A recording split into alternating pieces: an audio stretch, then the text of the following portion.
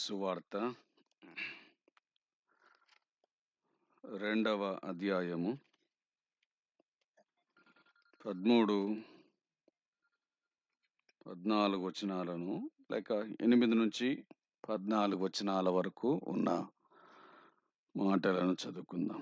ఆ దేశంలో కొందరు గొర్రెల కాపరులు పొలంలో ఉండి రాత్రివేళ తమ మందను కాచుకొనుచు ఉండగా ప్రభువు దూత వారి యొద్దకు వచ్చి నిలిచెను. ప్రభు మహిమ వారి చుట్టూ ప్రకాశించినందున వారు మిక్కిలి భయపడిరి.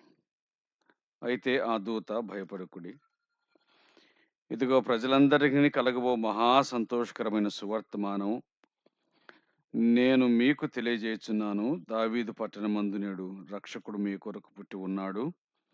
ఈయన ప్రభు అయిన క్రీస్తు. దానికి ఇదేమి కానవాలు, ఒక శిశువు పొత్తిగుడ్డలతో చుట్టబడి ఒక తొట్టిలో పండుకొని ఉండుట మీరు చూచెదరని వారితో చెప్పాను.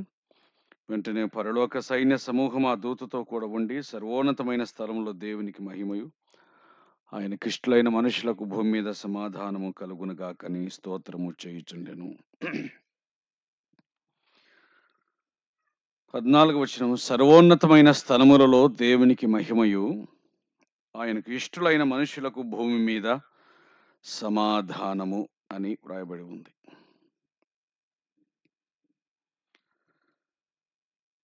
క్రిస్మస్ అని మనం చెప్పుకొనుచున్న ఈ సందర్భం, లేక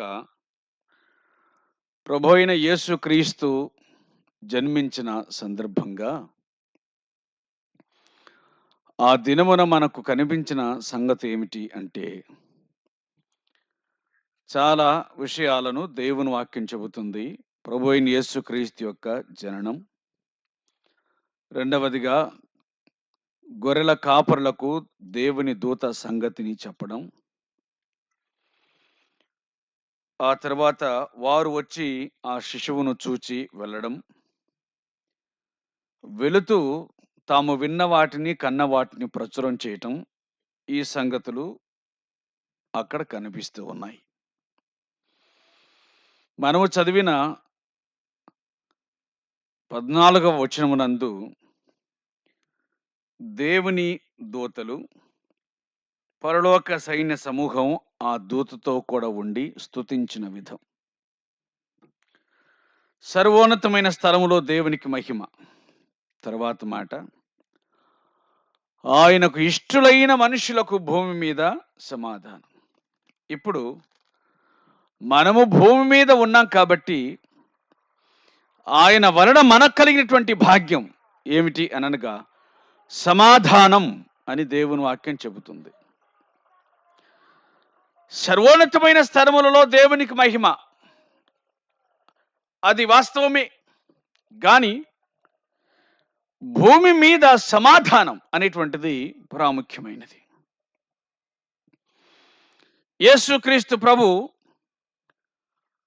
యొక్క జననమును గూర్చి ప్రవచనం చెప్పబడింది యెషయా గ్రంథం 9:6లో. ఆయనకు సమాధానకర్తయగు అధిపతి అని పేరు పెట్టబడింది. సమాధానమునకు కర్త అని. కాబట్టి ఆయనతోనే సమాధానం. సమాధానము లేని మనుషులకు యేసుక్రీస్తు ప్రభువు ద్వారా సమాధానం.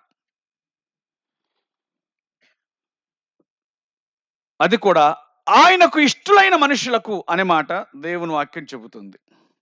ఎవరికి సమాధానం అని అనగా దేవునికి ఇష్టలైన మనుషులకు అనే ఆ మాటలో అసలు సమాధానం ఎవరికో ఆ సంగతిని గూర్చి బైబిల్ చెప్పేటువంటి మాటను మనం జ్ఞాపకం చేసుకుందాం. ఆయనకు ఇష్టలైన మనుషులు ఎవరు అని చూడగా దేవుని వాక్యం కొన్ని సంగతులను మనకు జ్ఞాపకం చేస్తుంది. దేవునికి ఇష్టమైనటువంటి వారు ఎవరు అని. దినవృత్తాంతంలో మొదటి గ్రంథం 29వ అధ్యాయం 17వ వచనంలో వ్రాయబడిన మాట, నా దేవా, నీవు హృదయ పరిశోధన చేయుచు యథార్థవంతుల యందు ఇష్టపడుచున్నావని నేనెరుగుదును అన్నాడు. ఎవరు ఆయనకి ఇష్టం అని అనగా యథార్థవంతులు ఆయనకు ఇష్టులు అనే మాట కనబడుతుంది. యథార్థవంతులు దేవునికి ఇష్టమైనటువంటి వారు. ఇక ఈ మాటకొస్తే యథార్థవంతులు అనే దగ్గర నుంచి మనము దేవునికి ఇష్టమైన వాళ్ళు అంటే యథార్థత అంటే ఏమిటో అని ఈ మాటలన్నీ పరిశీలన చేయాల్సిన అవసరం ఉంటుంది. అది కాదు గాని యథార్థత అంటే మనకు తెలిసిన అర్థం ఏంటి అంటే ఉన్నది ఉన్నట్టుగా మాట్లాడడం. అంటే ముందొక మాట, వెనకాల ఒక మాట కాకుండా ఉన్నది ఉన్నట్లుగా మాట్లాడడం. అయితే లోకంలో ఒక సామెత ఉంది. యథార్థవాది లోక విరోధి అని. అంటే యథార్థంగా మాట్లాడడం మాత్రం మనుషులకు ఇష్టమైంది కాదు. కాబట్టి యథార్థంగా మాట్లాడేవాడు లోకమునకు విరోధి అంటే అయిష్టుడు. కానీ యథార్థవంతుడు దేవునికి ఇష్టడు అని దైవ గ్రంథం చెబుతుంది. అలాగున యథార్థవంతులయందు ఆయన ఇష్టపడుచున్నాడు అనే మాట చెప్పబడింది. ఇప్పుడు మన పరీక్ష కూడా ఏమై ఉండాలి అని అంటే మన హృదయ పరీక్ష. యథార్థవంతులమైతేనే దేవునికి ఇష్టలము అని గుర్తుంచుకుందాం. యథార్థంగా బ్రతికితేనే దేవునికి ఇష్టలం. యథార్థత అనేటువంటిది మన మాటలోనూ అట్లాగే మన క్రియలోనూ వీటన్నిటికంటే మించి మన మనస్సులోనూ యథార్థత అనేటువంటిది అవసరమై ఉన్నది. దేవుడు దాన్ని ఇష్టపడతాడు. ఆయన యథార్థవంతుల యందు మనస్సు పడ్డవాడని యథార్థవంతులను ఇష్టపడుచున్నాడనే మాటను మనం విన్నాం. కనుక యథార్థత అనే మాటను గూర్చి వివరించాల్సిన అక్కర లేకుండా ఆ మాటను గూర్చి చెబుతున్నాను. మనం యథార్థవంతులమైతే దేవునికి ఇష్టలం. దేవునికి ఇష్టమైన మనం యథార్థవంతులమైతే నిశ్చయముగా లోకానికి విరోధులం. అలాగే ఎవరికైనా కానీ మనం ఎవరి మధ్య నివసిస్తున్నామో వాళ్లకు విరోధంగా ఉంటాం. మనం ఎవరి ప్రక్కన ఉన్నామో వాళ్లకు విరోధంగా ఉంటాం. యథార్థవంతుడు వాస్తవానికి లోకానికి విరోధి కాబట్టి ఎవరు ఇష్టపడరు. యథార్థత అంటే ఎదురుగ్గా ఎవరు ఇష్టపడరు. యథార్థవంతుణ్ణి ఇష్టపడవచ్చునేమో మామూలుగా, కానీ అతన్ని మాత్రం ఎదురుగ్గా ఇష్టపడరు. సరే, ఏదేమైతేనేమి మనుషుల ఇష్టం కంటే దేవుడి ఇష్టం ముఖ్యమైనది కాబట్టి యథార్థంగా బ్రతకడం అనేటువంటిది మన అవసరం అనే సంగతిని జ్ఞాపకం చేసుకుందాం. ఆ మాట చాలు. రెండవదిగా ఎవరిని దేవుడు ఇష్టపడుతున్నాడు అనే మాటను చూడగా మరొక సంగతిని దేవుని వాక్యము మనకు గుర్తు చేస్తుంది. కీర్తన గ్రంథం 16వ కీర్తన 3వ వచనములో నేను ఇలాగు అందును, భూమి మీద ఉన్న భక్తులే శ్రేష్ఠులు, వారు కేవలము నాకు ఇష్టలు. భూమి మీద ఉన్న భక్తులు శ్రేష్ఠులు, వారు కేవలము నాకు ఇష్టలు అనే మాట. పోన్లేండి, అది ఒకవేళ ఆ కీర్తనను మనం పరిశీలన చేస్తే అదొక కీర్తనకారునిగా వచనంగా మనకు అనిపించినప్పటికీ కూడా అదే సమయమునందు భక్తులు శ్రేష్ఠులు, శ్రేష్ఠులైనటువంటి భక్తులు దేవునికి ఇష్టం కాకుండా పోరు కదా. శ్రేష్ఠులైన భక్తులు దేవునికి ఇష్టలు కాకుండా పోరు కదా. దావీదు యొక్క కావ్యం అని వ్రాయబడినప్పటికీ కూడా దేవుని వాక్యం మనకు చెప్పే మాట, నేను ప్రభువును 2వ వచనం 16:2 నీవే ప్రభుడవు, నీకంటే నాకు క్షమాధారం ఏదీ లేదు అని నేను యెహోవాతో మనవి చేయుదును, నేను ఇలాగందును అని ఆయన అంటున్నాడు. కీర్తనకారుడు దావీదు పలికిన మాట. భూమి మీద ఉన్న భక్తులే శ్రేష్ఠులు, వారు కేవలం నాకు ఇష్టలు అన్నారు. అంటే భూమి మీద ఉన్న భక్తులు శ్రేష్ఠులు అనే మాట. భక్తులు 2 రకాలుగా కనబడతారు. ఎట్లా అంటే తామే భక్తులము అని అనుకునే వాళ్ళు కొందరు, తమకై తామే భక్తులము అని అనుకునే వాళ్ళు కొందరు, దేవుని దృష్టికి భక్తులుగా కనిపించేవారు మరికొందరు. ఇప్పుడు తన దృష్టికి తానే నీతిమంతుడను అని అనుకున్నటువంటి పరిసయ్యును గూర్చినటువంటి సంగతిని ప్రభువే చెప్పాడు. లూకాసు వార్త 18వ అధ్యాయంలో ఆ మాటలు వ్రాయబడ్డాయి. అతడు తన దృష్టికి తాను యథార్థవంతుడను లేక నీతిమంతుడను అని అనుకున్నాడు. తన దృష్టికి తాను నీతిమంతుడను అని అనుకునేటువంటి వాని బుద్ధి ఏమిటంటే పక్కవాణ్ణి తృణీకరించటం. తన దృష్టికి తాను యథార్థవంతుడను అనుకునేటువంటి మనిషి లక్షణం ఏంటంటే ప్రక్కవాణ్ణి తృణీకరించడం. నీ దృష్టికి నువ్వు నీతిమంతుడు అయితే పర్వాలేదు అనుకో, దాంట్లో తప్పేమి లేదు. ఎందుకంటే నువ్వేమనుకున్నా నీకు తప్పు కాదు కాబట్టి. కానీ అవతలి వాణ్ణి తక్కువగా చేయడం అనేటువంటిది మాత్రం అది ఎంత మాత్రమును తగదు అని గుర్తుంచుకోవాలి. ఇక్కడ భక్తులు 2 రకాలని చెప్పుకున్నట్లుగా తమను తామే సమర్థించుకునేటువంటి భక్తులు కాగా దేవుడు మెచ్చుకునేటువంటి భక్తులు. అందువలన నేను ఇలాగందును, భూమి మీద ఉన్న భక్తులే శ్రేష్ఠులు, వారు కేవలము నాకు ఇష్టలు అని. దేవుడు మెచ్చుకునేటువంటి భక్తులు దేవునికి మాత్రమే కాకుండా అటువంటి మనస్సు కలిగిన తోటి వారికి కూడా ఇష్టలవుతారు అని దైవ గ్రంథం చెబుతుంది. మరి మన భక్తిని గూర్చి మనము పరిశీలన చేసుకోవాలి. మన భక్తి మనకు ఎట్లుందో అనేటువంటిది మొట్టమొదటిగా మనకి తెలుసు. అసలు మన సంగతి ఏమిటో మొట్టమొదటిగా మనకే తెలుసు కాబట్టి మనల్ని మనం పరీక్షించుకోవటమే చాలా ఉత్తమమైనటువంటి విషయం. నేను దేవునికి తగిన భక్తిని కలిగి ఉన్నానా లేదా, లేక ఈ భక్తి నాకు ఇష్టమైనదా, దేవునికి ఇష్టమైందా, నాకు ఇష్టమైందా అని పరీక్షించుకున్నట అది అవసరమై ఉన్నది. ఇది రెండవ విషయం. మొదటిగా యథార్థవంతులు దేవునికి ఇష్టలు. రెండవదిగా భక్తులు, అది కూడా శ్రేష్ఠ భక్తులు అని, శ్రేష్టమైన భక్తులు, వారు దేవునికి ఇష్టమైన వారు అని దేవుని వాక్యం మనకు చెప్పడం, ఆ సంగతిని మనం చూస్తూ ఉన్నాం. మూడవ విషయాన్ని మనం చూద్దాం. అదేమిటి అనగా హెబ్రీ పత్రిక 11వ అధ్యాయంలో వ్రాయబడినటువంటి మాటను చదవాలి. హెబ్రీ పత్రిక 11వ అధ్యాయము, హెబ్రీ పత్రిక 11వ అధ్యాయము మొదట 5వ వచనాన్ని చదువుదాము, తర్వాత 6వ వచనం. విశ్వాసమును బట్టి హనోకు మరణము చూడకూడనట్లు కొనిపోబడెను. అతడు కొనిపోబడక మునుపు దేవునికి ఇష్టుడై ఉండెనని సాక్ష్యము పొందెను. కాగా దేవుడు అతన్ని తీసుకొని పోయిన కనుక అతడు కనబడలేదు. విశ్వాసమును బట్టి హనోకు మరణాన్ని చూడలేదు కాబట్టి దేవుడు అతన్ని తీసుకొని పోయాడు. ఆ తర్వాతి మాట ఏమిటంటే, విశ్వాసం లేకుండా ఒకడు దేవునికి ఇష్టడై ఉండుట అసాధ్యం. ఇప్పుడు మనం విశ్వాసులము అని మనం అనుకుంటున్నాం, అట్లాగే సంఘ కాపరి కూడా మనల్ని విశ్వాసులని అంటారు. మనం అనుకుంటున్నాం, ఇతరులు అనుకుంటారు. ఇంతకు దేవుడు అనుకుంటున్నాడా అనేటువంటిదే సమస్య.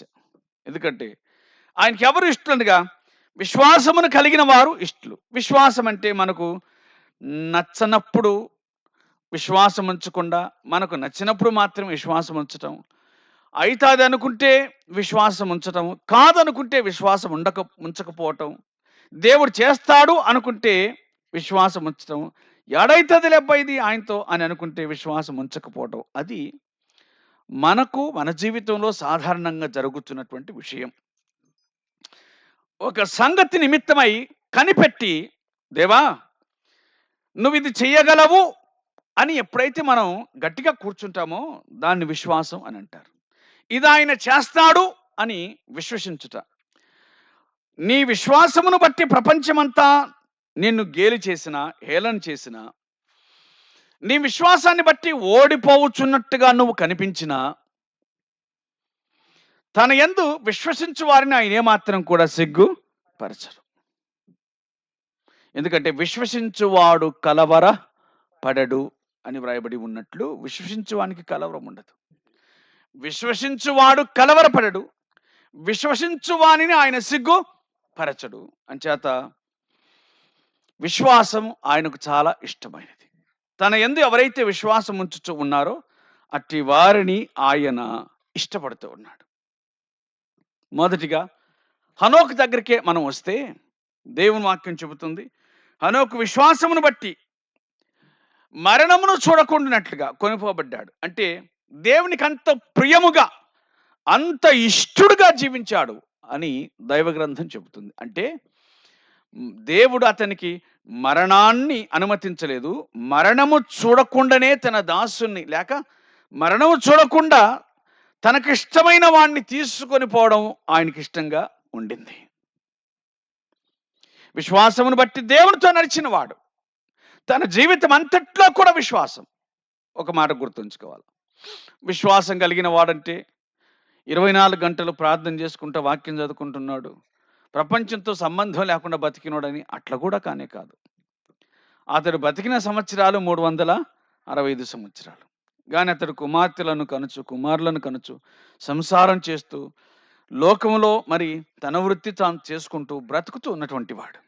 కాబట్టి విశ్వాసానికి కుటుంబం అడ్డం రాదు, విశ్వాసానికి మన వృత్తి అడ్డం రాదు, విశ్వాసానికి మన కాయ కష్టం, మన ఉద్యోగం అడ్డము రాదు. విశ్వాసం ఎప్పుడే గాని మనల్ని ఒంటరిగా ఉంచి, విశ్వాసం అంటే మనం సాధువులు, సన్యాసులం కావాలని కోరుకోదు. విశ్వాసం అనగా మన పని మనదే కానీ, మన మనస్సు మాత్రం దేవుని మీద. ప్రతి విషయంలో కూడా ఆయనకు ఇష్టంగా బ్రతకడం అనేటువంటిది ఆయన మన నుంచి కోరుకుంటున్నటువంటి విషయం. హనోకు ఆ విధంగా జీవించినాడు. అది కూడా మనకు మాదిరి. అంటే మనం దేవునికి ఇష్టంగా బ్రతకడం అనేటువంటిది అది మనకు మాదిరి అని గుర్తుంచుకోవాలి. కాబట్టి జరిగిన సంగతి ఏమిటి అనగా 6వ వచనం దేవుని వాక్యం చెబుతుంది. విశ్వాసం లేకుండా ఒకడు దేవునికి ఇష్టడై ఉండుట అసాధ్యం. ఇప్పుడు విశ్వాసమును బట్టి హనోకు దేవునికి ఇష్టడు అయ్యాడు. అంటే విశ్వాసమును బట్టి ఒక వ్యక్తి మనుషులకు ఇష్టడు కావడం కంటే మించి ఎవరికి ఇష్టడుగా కనబడతాడు? దేవునికి ఇష్టడుగా కనబడతాడు. దేవునికి ఇష్టమైనటువంటి వాడు అటువంటి మనస్సు కలిగిన మనుషులకు ఇష్టంగా కనబడతాడు. దేవునికి ఇష్టం కనబడతాడు, యోగ్యుడిగా కనబడతాడు, మనుషుల దృష్టి కూడా యోగ్యుడిగా కనబడతాడు. అటువంటి బుద్ధి మనస్సు కలిగిన వాళ్ళ దృష్టి కూడా అతడు యోగ్యుడిగా కనబడతాడు. అదే సమయమునందు విశ్వాసం వచ్చిన కారణం చేత మనుషులు నిన్ను ఇష్టపడకపోతే ఎందుకుతి అని రాజీ పడకూడదు. అది మనం గుర్తుంచుకోవాలి. కొంచెం దాటి వెళితే ఈ హెబ్రీ పత్రికలోనే మరి నోవహు కనబడతాడు. 120 సంవత్సరాల సుదీర్ఘకాలం దేవుడు అతనితో నేను వర్షాన్ని పంపిస్తాను, నువ్వు ఓడ తయారు చేసుకొని చెప్పి ఆ ఓడను తయారు చేస్తూ ఉండడం ఇదంతా 120 సంవత్సరాల కాలం అయితే జలప్రళయం వస్తుంది. దేవుడు ప్రపంచాన్ని నాశనం చేయబోతున్నాడు. మారు మనసు పొందండి, బుద్ధి మార్చుకోండి, నడక మార్చుకోండి, పరిశుద్ధంగా బతకండి అని ఎంత చెబుతున్నప్పటికీ కూడా 120 సంవత్సరాలంటే దీర్ఘమైన కాలం కాబట్టి ఒకవేళ ఈ మాట చెప్పినప్పుడల్లా ధైర్యం కలిగిన వాళ్ళు నోవహు ఎదురుగానే హేళన చేసి ఉండొచ్చు, ఎగతాళి చేసి ఉండొచ్చు. ధైర్యం లేని వాళ్ళు పక్కకు పోయి ఎగతాళి చేసి ఉండొచ్చు. మేము పుట్టినప్పటి నుంచి చెప్తున్నాడు ఈ మాట, మేము ముసలిళ్ళం కావచ్చు అన్నాం, ఏడొచ్చే వాన అని ఒకవేళ అంటారేమో. వర్షం ఎక్కడొచ్చింది? దేవుడు చెప్పిన మాట ఎక్కడ నెరవేరింది? నోవహు తాతకు తిక్కబట్టిందని ఒకవేళ అనుకుంటుండొచ్చు. కానీ మనుషుల మాటలను బట్టి లేక పరిస్థితులను బట్టి విశ్వాసం ఎన్నడే గాని చెరిగిపోకూడదు, చెదరిపోకూడదు అని గుర్తుంచుకోవాలి. అంటారు విశ్వాసమును బట్టి మనుషులు అంటారు. విశ్వాసం కలిగినటువంటి వాడు మనోనేత్రాలతో చూస్తాడు. విశ్వాసం లేనటువంటి వాడు కనిపించే బాహ్య నేత్రాలతో చూస్తాడు. కాబట్టి మన చూపు ఏమిటంటే కనిపించే కళ్ళతో కాదు, కనిపించని కళ్ళతో, మనోనేత్రాలతో మనం సంగతులను చూడగలుగుతాం. విశ్వాసం అనున్నది దేనికోసం నిరీక్షిస్తున్నామో అది మన జీవితంలో జరుగుతుంది అని గ్రహించడం, అని నమ్మటం, జరిగిపోయింది అని అనుకోవటం, అది విశ్వాసం. దేవుడు దాన్ని చేస్తాడని, అది కూడా ఏదో నీకు నచ్చింది చేస్తాడని కాదు, నీకు నచ్చింది ఆయనకు నచ్చాలి కదా. నీకు నచ్చింది ఆయనకు నచ్చాలి. కొన్నిసార్లు ప్రభువా ఇది నీ చిత్తమని అనుకుంటున్నానంటే నీకెట తెలిసింది నీ చిత్తమని?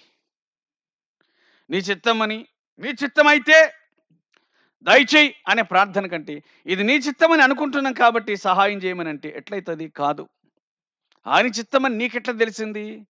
కనుక నీ చిత్తమైతే దీన్ని జరిగించు అని. అది ఆయన చిత్తమని మనకెట్లా తెలుస్తుంది అంటే ఆయన మనస్సు మన మనస్సు ఏకమైతే అది ఆయన చిత్తం అని అర్థమవుతుంది. ఆయన మనస్సు మన మనస్సు ఏకమైతే అది ఆయన చిత్తం.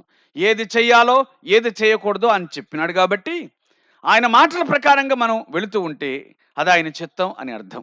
చేయవలసినవి, చేయకూడనివి. అంతేగాని చేయవద్దని ఆయన చెప్పినా మనకు నచ్చింది కాబట్టి చేద్దాం, ప్రార్థన కూడా చేద్దాం, దేవుడు సహాయం చేస్తాడు అని అనుకుంటే కనుక అది విశ్వాసముగా ఎంచబడదు. ఆయనకి ఇష్టలైన మనుషులకు భూమి మీద సమాధానం అనగా విశ్వాసం కలిగిన వారికి సమాధానం అని దేవుని వాక్యం చెబుతూ ఉంది.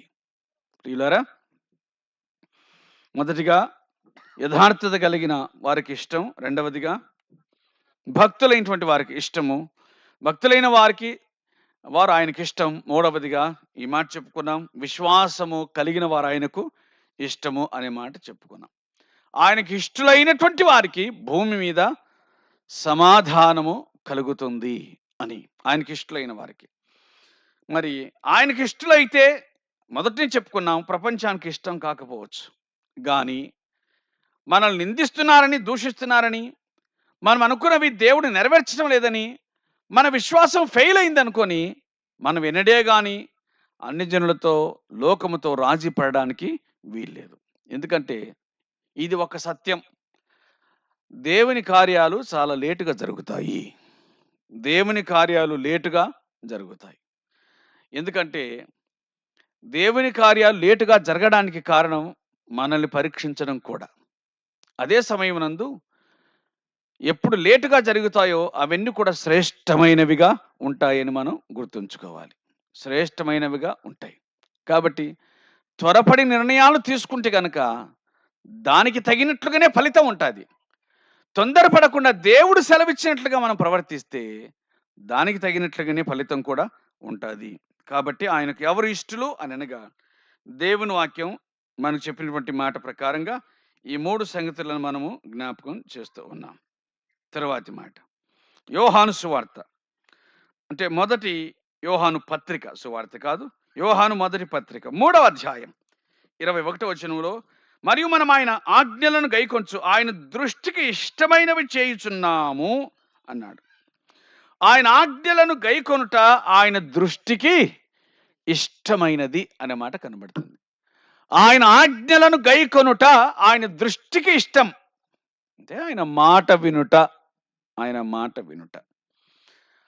ఒకటి భక్తి జీవితంలో ఎదుగుచున్నటువంటి వాళ్లకు, భక్తి జీవితంలో వృద్ధి చెందుతున్నటువంటి వాళ్ళకి బాగా తెలిసిన విషయం ఏంటంటే, మనం దేవుని మాట వింటున్నామా లేదా అనేటువంటిది వాళ్ళకి బాగా తెలుసు. ఎవరి విశ్వాస జీవితం వాళ్ళకి తెలుసు, ఎవరి భక్తి జీవితం వాళ్ళకి తెలుసు. దేవుని మాట మనం వింటున్నామా లేదా అని. దేవుని మాట మనం వింటుంటే దేవునికి సమీపంగా బ్రతుకుతున్నట్లు లెక్క. నేను నా తండ్రికి ఇష్టమైనవి చేయుచున్నాను కనుక ఆయన ఎల్లప్పుడూ నాతో కూడా ఉన్నాడని ప్రభు అన్నట్లుగా, ఆయనకి ఇష్టమైనవి అనంటే ఆయనకి ఇష్టమైనవి ఇక్కడ కూడా అదే మాట అన్నాడు. ఏమన్నాడు? మనం ఆయన ఆజ్ఞలను గైకొనొచ్చు ఆయన దృష్టికి ఇష్టమైనవి చేయుచున్నాం. ఆయన ఆజ్ఞలను గైకొనుట ఆయన దృష్టికి ఇష్టమైనవి చేయుట. ఆయన ఆజ్ఞలను గైకొంటే ఆయన దృష్టికి ఇష్టమైన వాళ్ళం అవుతాం. మరి ఆయన ఆజ్ఞలను గైకోవడం అంటే ఏమీ లేదు, ఆయన మనస్సు ఎట్లుందో, ఆయన మనస్సు ఎట్లుందో తెలుసుకోవటం అన్నమాట. ఇక్కడ ఒక చిన్న మాట చెప్పుకోవాలి. అదేంటంటే, ఒకరి మనస్సు తెలుసుకోవాలి అంటే ఏం చేయాలి? ఒకరి మనస్సు తెలుసుకోవాలంటే ఏం చేయాలి? అంతే, సహవాసం కదా. కొన్నిసార్లు తల్లిదండ్రులు పెళ్లి చేసుకోరా అని చెప్పి అమ్మాయితోనో లేక అబ్బాయితోనో చెప్తూ ఉంటే, కొడుకుతోనో బిడ్డతోనో చెబుతూ ఉంటే, వాళ్ళు ఏం పలకకపోతే ఈ తల్లిదండ్రులు ఎవరిని అడుగుతారు? స్నేహితులను అడుగుతారు కదా. ఏమిరా నీ స్నేహితుడు మేము అడుగుతుంటే పలకడం లేదు, పెళ్లి చేసుకోమని నీకేమన్నా చెప్పినాడా అని అడుగుతారు కదా. విచిత్రమైన సంగతి ఏమిటంటే, కన్న తల్లిదండ్రులకు తెలియని కుమారుని మనస్సు ఎవరికి తెలిసింది? స్నేహితునికి తెలిసింది. స్నేహితుడు అంటే ఏమి లేదు, సన్నిహితుడు. స్నేహితుడు, సన్నిహితుడు అంటే అర్థం ఏంటంటే హృదయానికి దగ్గరగా ఉన్నటువంటి వాడు. హృదయానికి దగ్గరగా ఉన్నటువంటి వాడు. హృదయానికి దగ్గరగా ఉన్నటువంటి వాడంటే అతని మనసు ఇతని మనసుతో కలుసుకొని పోవడం అని అర్థం. అలాగున ఒకరి మనసు ఒకరి కలుసుకొని పోయినప్పుడు మాత్రమే స్నేహం చేస్తారు కదా. అప్పుడు ఒకరి మనసు ఒకరు ఎరుగుతారు. సరిగ్గా ఇదే విషయం దావీదు యోనాతాను విషయంలో మనకు అర్థమవుతుంది. ఇదే సంగతి మరి మనము ప్రభువు అట్లాగే యోహాను సంగతిని కూడా మనం గ్రహించగలం. ఎందుకంటే ఆయన రొమ్మున ఆనుకొని ఉన్న శిష్యుడు అని. ఆ విధంగానే దేవుని వాక్యం మనకు చెప్పే సత్యం ఏంటంటే, మనం ఆయన ఆజ్ఞలను గైకొనుచున్న ఎడల మనం ఆయనకి ఇష్టమైన వాళ్ళం అవుతాము అని. అంటే పిల్లల మనస్సును పిల్లలు తెలుసుకున్నట్లుగా భార్య మనస్సును భర్త ఎరిగినట్లు, భర్త మనస్సును భార్య ఎరిగినట్లు. ఇక్కడ సన్నిహితం, సహవాసం, దగ్గరగా ఉండడం అనేటువంటిది ఒకరి మనస్సును మరొకరు తెలుసుకోవటానికి వీలు కలిగిస్తూ ఉంది. ఇప్పుడు కూడా అదే సంగతి. దేవుని మనస్సును తెలుసుకోవాలంటే మరి ఆయన మనస్సును మనము ఎరిగిన వాళ్ళమై ఉండాలి. ఆయన మనస్సు మనకి ఎక్కడ కనపడుతుంది? ఆయన మనకు రాసిచ్చిన గ్రంథమునందు ఆయన మనస్సు కనబడుతుంది. మనం ఆయనకి ఇష్టమైనవి చేయుచున్నామంటే ఏది వద్దన్నాడో, ఏది చేయమన్నాడో ఆ సంగతి ఆయన గ్రంథమునందు మనకు బాగా కనబడుతుంది. అలాగే మరి మనస్సు కలిస్తే కూడా ఈ మాట వినండి. కొన్ని అన్నీ రాయబడ అక్కర్లేదు. అన్ని సంగతులు వ్రాయబడవలసిన అక్కరలేదు. దేవుడు రాసిన వాటి ద్వారానే మాట్లాడతాడు. కాబట్టి ఇంక మనకు దేవునితో సంబంధం లేదు అని అనుకోవడానికి వీల్లేదు. ఆయన గ్రంథమును వ్రాసి మనకిచ్చినాడు. కాబట్టి ఇక ఆయన మనతో మన మనసుతో మాట్లాడడు అని అనుకోవడానికి వీల్లేదు. మన మనసుతో కూడా ఆయన మాట్లాడతాడు. మన మనసుతో కూడా మాట్లాడతాడు. ఎట్లా అంటే మన మనస్సు ఆయనకు సమీపం కాబట్టి ఏ విషయంలో ఏది చేయాలో ఆయనకి ఏది ఇష్టమో ఆ సంగతి మన మనస్సు ద్వారా మనం గ్రహించడానికి వీలు కలుగుతుంది. మళ్ళీ చెప్పిన అన్ని సంగతులు ఇందులో లేవు. మన దైనందిన జీవితంలో ప్రతిరోజు జీవితంలో మనం అనుసరించవలసినటువంటి విషయాలు ఇందులో లేవు. కానీ ఏదైనా కాని పని చేసినప్పుడు మాత్రం మన మనస్సు నొచ్చుకుంటుంది. అది వ్రాయబడకపోయినప్పటికీ కూడా అందుచేత ప్రియులారా ఆయన మనస్సులకు సమీపంగా ఉంటే ఆయనకు వ్యతిరేకమైన దాన్ని మనం చెయ్యం. అప్పుడు మనం ఆయనకి ఇష్టమైన వారము అవుతామని, అట్లు మనం ఎప్పుడు ఆయనకి ఇష్టమైన వాళ్ళం అవుతామో అప్పుడు మనకు సమాధానము కలుగుతుందని, మనం ఆయనకి ఇష్టమైన దాన్ని చేయకపోయినప్పుడే మన హృదయంలో కూడా అసమాధానం, గందరగోళం జరుగుతుంది అని ఆ సంగతిని మనం గ్రహించగలుగుతున్నాం. కాబట్టి మన యొక్క జీవితంలో సమాధానాన్ని పొందాలి అనంటే మనం ఆయనకు ఇష్టముగా జీవించాలి అనేటువంటి ఈ మాట దేవుని వాక్యం మనకు జ్ఞాపకం చేస్తూ ఉంది. మంచిది. ప్రభు అయిన యేసుక్రీస్తు దగ్గరకు వచ్చి ఒక వ్యక్తి ఇలాగున అడిగాడు. ఏమడిగాడు అనంటే, ప్రభువా, కుష్ఠరోగి వచ్చి నీకు ఇష్టమైతే నన్ను శుద్ధినిగా చేయగలవు అన్నాడు. ఆయన అన్నాడు, నాకు ఇష్టమే, నీవు శుద్ధుడవు కమ్ము అన్నాడు. ఎవరు ఆయనకు ఇష్టలుగా కనబడుతున్నారో 3 సంగతులను చెప్పుకున్నామే. ఇక్కడ దేహము బాగలేనటువంటి ఒకడు వచ్చి, కుష్ఠరోగంతో నిండిన ఒకడు వచ్చి, ప్రభువా నీకు ఇష్టమైతే నన్ను శుద్ధినిగా చెయ్యి అన్నాడు. ఆయన నాకు ఇష్టమే అని అన్నాడు. అది దేహపరంగా జరిగినటువంటి సంఘటన. నేను కుష్ఠరోగంతో బతుకుతున్నాను, సమాజానికి ఇష్టం లేను, దూరంగా పెట్టినారు. కాబట్టి మనుషుల మధ్య పుట్టి పెరిగి ఇప్పుడు మనుషులకు దూరంగా బతుకుతున్నని నాకు అలాగున జరగటానికి కేవలం కారణం ఈ రోగమే కదా. కాబట్టి దీన్ని తొలగించి మరలా నన్ను మనుషుల్లో చేర్చు అని అడగగా ప్రభు అన్నాడు, నాకు ఇష్టమే అన్నాడు. అంటే దూరమైన బతుకును మళ్ళా దగ్గరగా చేర్చయ్యా అని అడిగితే ఏమన్నాడు ప్రభు? నాకు ఇష్టమే, శుద్ధుడవు కమ్ము అని అన్నాడు కదా. అదే ఆత్మ సంబంధమైన జీవితంలో కూడా వాస్తవం. ఒక వ్యక్తి తనకున్న రోగమును బట్టి మరొక మనిషికి ఎట్లా దూరం అయ్యాడో, ఒక వ్యక్తి తనకున్న రోగమును బట్టి, జబ్బును బట్టి మరొక మనిషికి ఎట్లా దూరం అయ్యాడో, పాపమును బట్టి మనం అందరం కూడా దేవునికి దూరమైన వాళ్ళమే కదా. యెషయా గ్రంథం 59వ వచనంలో 59వ అధ్యాయంలో ఆ మాట ఎరుగుదుము, మీ పాపములు మీకును దేవునికి అడ్డుగా వచ్చెనని, అడ్డుగోడగా వచ్చెను అంటే దూరం చేశాయి అని. ఏ భేదము లేదు, అందరూ పాపం చేసి దేవుని మహిమను పొందలేకపోతున్నారు అని. ఈ విధంగా వ్రాయబడిన మాటలన్నీ మనము దేవునికి దూరంగా ఉన్నాము అనే సంగతిని గుర్తు చేస్తూ ఉన్నాయి. లేక పాపంలో బ్రతికే ప్రతి మనిషి కూడా దేవునికి దూరంగా బతుకుచున్నాడు అని.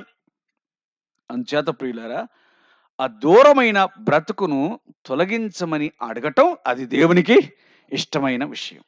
ప్రభువా, నేను పాపంలో బ్రతుకుతున్నాను, నాకు ఇష్టమైనటువంటి జీవితం నేను జీవిస్తూ ఉన్నాను, దయచేసి నన్ను జ్ఞాపకం చేసుకో, నన్ను క్షమించు, నన్ను పవిత్రునిగా చెయ్యి, నన్ను పరిశుద్ధునిగా చెయ్యి అని అడిగితే కనుక అది ఆయనకి ఇష్టమైన కార్యం. అసలు ఆయన భూమి మీదకి రాకపోతే ఆ కుష్ఠరోగి ప్రభువును అడిగి ఉండేవాడు కాదు. తన జీవితకాలమంతా మనుషులకు, అయిన వాళ్లకు, తన వాళ్లకు దూరంగానే బతికుండేటువంటి వాడు. గాని ఇప్పుడు తాను ఈ భూమి మీద జన్మించిన హేతువు చేత ఒక మనిషికి సమీపంగా రావటానికి, అది కూడా అపవిత్రుడైన మనిషికి సమీపంగా రావటానికి కారణం అయ్యింది. ప్రభు అయిన యేసుక్రీస్తు పరలోకమును విడిచి భూమి మీదకి దిగి రావటానికి కూడా కారణం ఏమిటంటే, పాపాత్ములమైన మనలను బాగు చేయుటకు, పరిశుద్ధ పరచుటకు, పావనము చేయుటకు. అందుకే ప్రియ ప్రభు లోకమునకు ఆయన వచ్చినాడు. ఆ మాటని చెప్పాడు ఆయన. నేను పరిచారం చేయించుకోవటానికి రాలేదు, చేయటానికి వచ్చాను. అనేకులకు ప్రతిగా విమోచన క్రయధనముగా నా ప్రాణం పెట్టకు నేను వచ్చి తిని అని ఆయన అన్నాడు. కాబట్టి ఆయన మనకు పరిచర్య చేయటానికి, అలాగే ప్రాణ పరిచర్య చేయటానికి, తన ప్రాణము పెట్టడానికి ఆయన భూమి మీదకి వచ్చాడు. ఇది మనము ఆయనకు సమీపస్తులగునట్లుగా చేసేటువంటి కార్యం. ఇది మనం శుద్ధి పొందుటకు దారి చూపేటువంటి మార్గం. ఆయన మన కోసం పెట్టిన ప్రాణం, ఆయన శిలువలో కార్చిన రక్తం, దాని ద్వారా మనమంతా కూడా పరిశుద్ధులు కావడం అనేటువంటిది ఆ ప్రియ ప్రభు మన పవిత్రత కోసం ఏర్పాటు చేసినటువంటి మార్గం. అంచేత మనం పరిశుద్ధులగుటయే దేవుని చిత్తం అనే మాట. మీరు పరిశుద్ధులగుటే అనగా జారత్వం నుండి దూరంగా ఉండుటయే దేవుని చిత్తం అని తెస్సలోనికీ మొదటి పత్రిక 4:3లో వ్రాయబడినట్లుగా మనం పరిశుద్ధులగుటయే దేవుని చిత్తము, లేక దేవునికి ఇష్టము. అంచేత ప్రభు ఈ భూమి మీదకి దిగివచ్చి ఆయన తన్ను తాను సిలువకు అప్పగించుకొని, తన ప్రాణమును ఆయన కలువరి సిలువకు అప్పగించుకొని, ఆ రక్షకుడు చనిపోయి సమాధి చేయబడి 3వ దినమున మృత్యుంజయుడే తిరిగి లేచిన హేతువు చేత ఆయన మనకు రక్షణ భాగ్యమును అనుగ్రహించి మన జీవితాలను పరిశుద్ధం చేయటకు సిద్ధంగా ఉన్నాడు అనే సంగతిని మనం గుర్తించాలి. అది ఆయనకు ఇష్టమైన కార్యం అని దేవుని వాక్యం మనకు జ్ఞాపకం చేస్తుంది. అట్లా కాకపోతే, ఆయనకు ఇష్టం కాకపోతే భూమి మీద మనకు అసమాధానమే. భూమి మీదనే కాదు, భూమిని విడిచిపెట్టిన తర్వాత కూడా అసమాధానమే. కొందరు తమకిష్టమైనట్లుగా ప్రవర్తించి అశాంతిని మీదకి తెచ్చుకున్న వాళ్ళు చాలా మంది మనకు కనబడతారు. సంసోను జీవితంలో చూడగా, ఆమె నాకు ఇష్టమైంది కాబట్టి మీరు ఆమె నాకు తెచ్చి చెయ్యండి అంటే, ఆమె నాకు ఇష్టమైంది అంతే. మీ ఇష్టంతో నాకు సంబంధం లేదు, దేవుని ఇష్టంతో నాకు సంబంధం లేదు. ఆ ఫిలిష్తీయుల అమ్మాయి నాకు ఇష్టమైంది కాబట్టి తీసుకొని వచ్చి నాకు పెళ్లి చేయండి అని అన్నాడు. ఇంకా మంచివాడు సంసోను, పెళ్లి చేయమని చెప్పినాడు, అట్నే తీసుకొని పోయినాడు కాదు కదా. కాబట్టి పెళ్లి చేయండి అని అడిగినాడు. సరే, వాళ్ళు చేసినారు. కానీ ఆ పెళ్లిలో జరిగింది ఏమిటో, ఆ వారమంతట్లో కూడా ఆమె అతని పాదముల యొద్ద ఏడుస్తూ వచ్చెను. సమాధానం లేదు, సమాధానం లేదు. ఆ తర్వాత అతడు అలిగి వెళ్ళిపోయినాడు. అలక మానిన తర్వాత తిరిగి వచ్చేసరికల్లా అతని భార్య మరొకరికి ఇవ్వబడింది, ఇంకొకరు పెళ్లి చేసుకున్నారు. కాబట్టి సంసోను జీవితంలో సమాధానము లేకుండా పోయింది. గుర్తుంచుకోండి, అంతటి మహాబలుడు, ఆత్మాభిషేకం పొందినటువంటి వాడు, ఒక గాడిద దవడ ఎముకతో 1000 మందిని చంపినటువంటి వాని కుటుంబ జీవితంలో మాత్రం శాంతి లేదు. కుటుంబ జీవితంలో శాంతి లేదు. ఎందుకంటే తన ఇష్టంగా పెరిగినాడు. దేవుడు వాడుకుంటున్నాడు, అది వేరే సంగతి. కానీ తన ఇష్టంగా పెరిగినాడు. అసలు దేవుడు వాడుకునే మనుషుడు దేవుడు ఇష్టంగా పెరిగి ఉంటే కనుక ఎంత బాగుండేదో. తన ఇష్టంగా పెరిగాడు కాబట్టి తన కుటుంబ జీవితంలో సమాధానం లేకుండా పోయింది. తనకు తన భార్యకు మధ్య సమాధానం, పిల్లల సంగతి అటు పోనివ్వండి, తనకు తన భార్యకు మధ్య సమాధానమే లేకుండా పోయింది. సంతోషంగా ఉండవలసిన దినములలో ఆమె దుఃఖిస్తూ అతని పాదముల యొద్ద ఏడుస్తూ పడింది. కాబట్టి తనకు ఇష్టమైన జీవితం భూమి మీద బతికి ఉండగా అశాంతిని తీసుకొని వచ్చింది. ఒకడు తనకిష్టమైనట్లు బ్రతికి పాతాళములో యాతన పడుచున్నాడు, యాతనను అనుభవిస్తున్నాడు. కుమారుడా, నీ జీవిత కాలమందు నీకు ఇష్టమైనట్టుగా సుఖమును అనుభవించితివి, ఇప్పుడు యాతన పడుచున్నావు అని అన్నాడు. కాబట్టి మనకిష్టమైనట్లు బతికే సౌకర్యం కూడా మనకుంది. కానీ దానివల్ల వచ్చే ఫలితం ఏమిటి అని అంటే, దేవుని వాక్యం చెబుతుంది, యాతన. యాతన మనకిష్టం వచ్చినట్టుగా బ్రతికితే యాతన. అందుకే దేవునికి ఇష్టంగా బ్రతకడం అనేటువంటిది చాలా కష్టమైన జీవితం కాబట్టి, దేవునికి ఇష్టంగా బ్రతకడం అనేటువంటిది చాలా కష్టమైంది కాబట్టి, మనం ఒక తీర్మానానికొచ్చినాం. మనకు నచ్చినప్పుడు దేవునికి ఇష్టంగా బతుకుదాం. మనకు నచ్చకపోతే మనకిష్టంగా బతుకుదాం అన్నట్లుగా బతుకుతున్నాం. ఎందుకంటే అది చాలా కష్టమైంది. ఎంత కష్టమైందో అర్థమైతాది. ఒకరి అనుభవము వాళ్ళకి అర్థమయ్యేటట్లుగా చేస్తది. కాబట్టి మనం అప్పుడప్పుడు దేవునికి ఇష్టంగా బతుకుదాం. మళ్ళా మనకు నచ్చినప్పుడు మనకిష్టంగా బతుకుదాం. ఏం పని లేకపోతే మనకేమి శ్రమలు లేకపోతే దేవునికి ఇష్టంగా బతుకుదాం. ఎప్పుడన్నా శ్రమ ఉంటే గనక మనకు నచ్చినట్లుగా బతుకుదాం. కొట్లాడేటప్పుడు మనకు నచ్చినట్టుగా బతుకుదాం. ఏం కొట్లాటలు లేకుంటే దేవునికి ఇష్టంగా బతుకుదాం. అంతే గదా! అది కుదరదు. ఎందుకంటే ప్రియ ప్రభువే మనకు మాదిరి. ఆయన తన తండ్రిని సంతోషపెట్టి, ఈయన నాకు ప్రియమైన కుమారుడు, ఈయన యందు నేను ఆనందించుచున్నాను అని అనగలిగినాడు అనంటే, తన ఇష్టమునంతా ప్రియ ప్రభువు చంపుకొని, తన తండ్రి ఇష్టమును నెరవేర్చినాడు. చంపుకొని అనే మాటకు వేరే విపరీత అర్థం ఏం వద్దు గాని, నేనెప్పుడు తండ్రి చిత్తమును నెరవేరుస్తాను. ఆయనకి ఇష్టమైన కార్యం చేస్తూ ఉన్నాను. ఒకసారి తండ్రి ఈ మరణాన్ని, ఈ పాత్రను తొలగించడం మరి నీకిష్టమైతే, ఆయనను నా ఇష్టం కాదు నీ ఇష్టమే, నీ చిత్తమే సిద్ధించును గాక అని అన్నాడు. కాబట్టి మరణ సమయంలోనూ సహా తన జీవితమందు తండ్రి చిత్తమే, తండ్రి ఇష్టమే సిద్ధించాలని ప్రియ ప్రభు కోరుకున్న కారణాన్ని బట్టి ప్రియులారా, ఆయన చిత్తం నెరవేర్చుట కష్టమైనటువంటిది. కానీ భూమి మీద బ్రతుకుచున్న కొన్ని సంవత్సరాలు ఆయన చిత్తాన్ని గనక నెరవేర్చితే, అప్పుడు ఆయనకిష్టంగా బ్రతికితే, అప్పుడు ఆయన మనలను గూర్చి బలా నమ్మకమైన దాసుడా, దాసురాలా అంటాడు. శాశ్వత కాలం మనం ఆయనతో కూడా సదాకాలం ఆయనకు ఇష్టలుగా మనం జీవించగలుగుతాం. అంచేతనే పౌలన్నాడు, దేహమందు ఉన్నను, దేహము విడిచినను ఆయనకు ఇష్టలమై ఉండగోరుచున్నాము అన్నాడు. అంటే దేహమందు బతికినా, దేహాన్ని విడిచిపెట్టిన. దేవునికి ఇష్టంగా బ్రతికేవాడు ఎట్ట బతుకుతాడో, ఎన్ని శ్రమలు అనుభవిస్తాడో, భూలోకం అతన్ని ఎంతగా శ్రమ పెడుతూ ఉందో, ఆ సంగతులన్నీ కూడా పౌలు జీవితాన్ని చదివితే, భక్తుల జీవితాలను చదివితే మనకు బాగా అర్థమవుతుంది. వారు భూమి మీద ఎంత శ్రమ పడ్డారు. గాని వాళ్ళిప్పుడు లేరు. ఒకవేళ 20 ఏండ్లు కష్టపడి ఉంటారు. 30 ఏండ్లు కష్టపడి ఉంటారు. లేక శ్రమను అనుభవించి ఉంటారు. హింసను అనుభవించి ఉంటారు.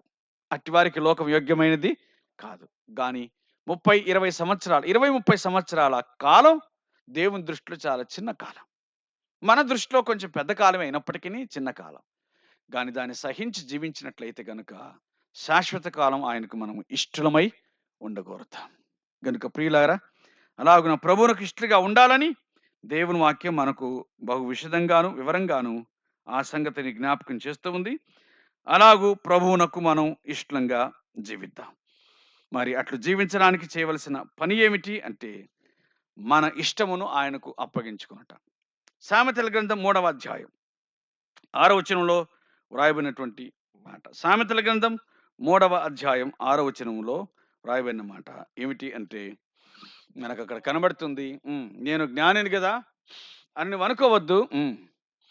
నీ ప్రవర్తన అంతటి మీద ఆయన అధికారమునకు ఒప్పుకొనుము. అప్పుడు ఆయన నీ త్రోవలను సరళము చేయును. కాబట్టి ఇంకా క్రీస్తునందు విశ్వాసం ఉంచకపోతే నీ మార్గమును ఆయనకు అప్పగించు. నీ ప్రవర్తన అంతటి మీద ఆయన అధికారమునకు ఒప్పుకో. ప్రభువా, ఇక మీదట నా జీవితాన్ని నీకు అప్పగించుకొనుచు ఉన్నాను. నా జీవితం నన్ను పాడు చేసింది. నా ఇష్టం నన్ను పాడు చేసింది. కాబట్టి ఇప్పుడు నీ ఇష్టానికి అప్పగించుకుంటున్నాను అని ఆయనకు అప్పగించుకోవటం మంచిది. అట్లాగే ఒకవేళ ప్రభునందు విశ్వాసం ఉంచి సరిగా ఆయనకు ఇష్టలుగా బ్రతకపోతే కూడా తీర్మానం చేసుకోవాలి. ప్రభువా, ఇక మీదట నేను దేహమందు ఉన్నను లేకపోయినా నీకు ఇష్టంగా బ్రతకాలని నేను కోరుకుంటున్నాను. కాబట్టి నాకు వచ్చే శోధనను జయించి వాటికి నేను ఎంత మాత్రం కూడా తల వంచక జయించి నీకు ఇష్టలుగా జీవించడానికి నాకు సహాయం చేయమని ఆయన్ను అడిగితే క్షేమం, శాంతి, సమాధానాలు మనం పొందగలుగుతాం. అలాగున ప్రభువునకు మన జీవితాన్ని అప్పగించి ఆయన చేతిలో మన జీవితాన్ని ఉంచి క్షేమం పొందడానికి తీర్మానం చేసుకుందాం. ప్రభువు అలాంటి కృపను మనకు అనుగ్రహించి దర్శించును గాక. ఆమేన్. ప్రార్థన చేద్దాం. తల వంచండి, ప్రార్థన చేద్దాం.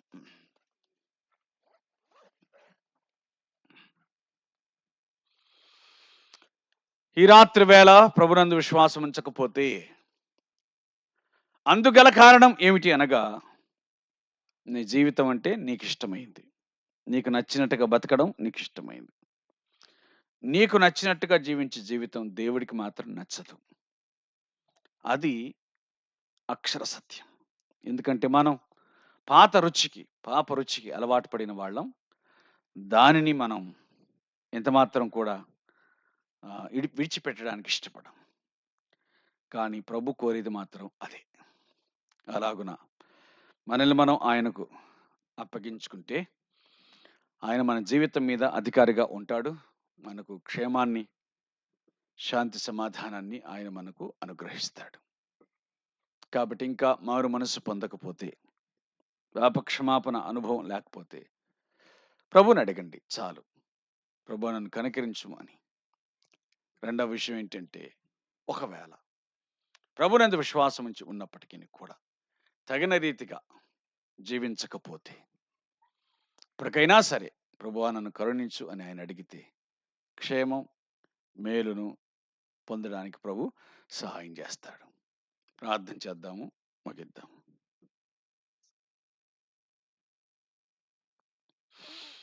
ప్రార్థన చేసి ముగిద్దాం.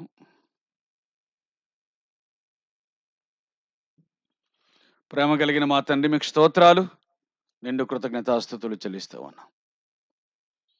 మాకు ఇష్టమైనటువంటి జీవితం మాకు నష్టాన్ని తెస్తుందని, మీకు ఇష్టమైన జీవితం మాకు ఇష్టం లేకపోయినా అది మాకు సమాధానం తెస్తుందని దూతలు పాడిన పాటను జ్ఞాపకం చేసుకున్నాం.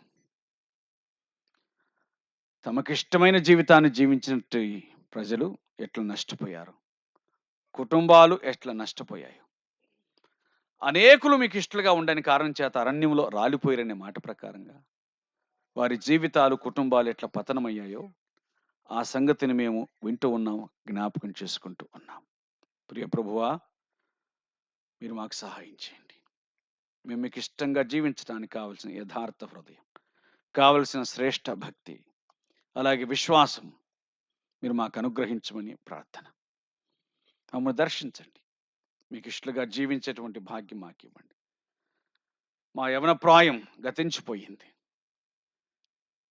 కనీసం మలి ప్రాయంలోనైనా, మలి వయసులోనైనా మీకు ఇష్టలుగా జీవించే భాగ్యం. మలి వయస్సు గతించిపోతుంది, వృద్ధాప్యంలోనికి ప్రవేశిస్తూ ఉన్నాం. వృద్ధాప్యమైనా నీకు ఇష్టంగా ఉండేటట్లుగా మమ్మల్ని మలచమని ప్రార్థిస్తున్నాం. అలాగున జీవించేటువంటి భాగ్యం కృప మాకిమ్మని వేడుకొంచున్నాం. మీ కనికరం మా మీద ఉంచండి, మీ క్షేమం దయచేయండి. మీకు ఇష్టలమై ఉండటానికి కావలసినటువంటి బుద్ధి మాకు అనుగ్రహించమని ప్రార్థిస్తూ, మీ మాటలు విన్నవారి కుటుంబాలలో శాంతి, సమాధానాన్ని ఇమ్మని, వారి ఇష్టాన్ని మీకు అప్పగించి వారి జీవితం మీద మీ ప్రభుత్వానికి ఒప్పుకున్నట్లుగా చేయమని వేడుకుంటూ, కృప కలిగిన మీ హస్తాలకు అప్పచెప్పుకుంటూ ఆశీర్వదించమని, ఈ స్థానిక సంఘం, మీ దాసుని కుటుంబాన్ని, విశ్వాసులందరినీ జ్ఞాపకం చేసుకోమని వేడుకొంటూ ఉన్నాం. మీ దాసులు అలాగే భోజన ప్రయాణాల్లోనూ మీరు సహాయం చేయండి. మీ దాసులు మరలా తిరిగి వారి సొంత గృహాలకు వెళ్ళినట్టుండగా కనికరం చూపించమని అడుగుచు, మహిమ ఘనత ప్రభావాలు మీకు ఆరోపించుకునొచ్చు. మా రక్షకుడైన యేసుక్రీస్తు నామపేట ప్రార్థించి వేడుకొనుచున్నాము తండ్రి. ఆమేన్.